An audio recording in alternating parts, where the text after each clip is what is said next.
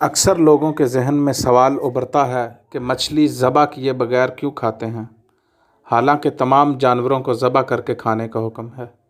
اس کی کیا وجہ ہے کہ مچھلی بغیر ذبح کیے حلال ہوتی ہے؟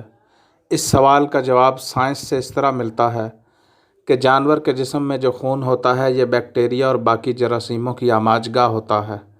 جب ہم جانور کو ذبح کرتے ہیں تو دل اور دماغ کا رشتہ ٹوٹتا نہیں، دل زندہ رہتا ہے اور جسم کا سارا خون ذبح کی ہوئی شریانوں سے باہر نکل جاتا ہے۔ اس طرح گوشت حلال اور پاک و صاف ہو جاتا ہے۔ اگر ذبح نہ کریں، جانور کو جھٹکے سے کاٹ دیا جائے تو دل اسی وقت مردہ ہو جاتا ہے اور جانور کا سارا خون گوشت کے اندر ہی رہ جاتا ہے۔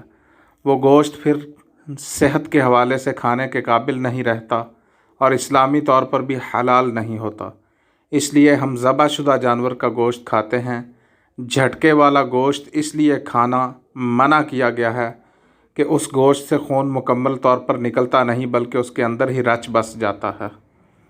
مچھلی کو ذبح کرنے کی ضرورت اس لیے نہیں پڑتی کیونکہ مچھلی جیسے ہی پانی سے باہر آتی ہے تو اس کے پورے جسم کا نظام اللہ تعالیٰ کے خاص نظام کے تحت تبدیل ہو جاتا ہے۔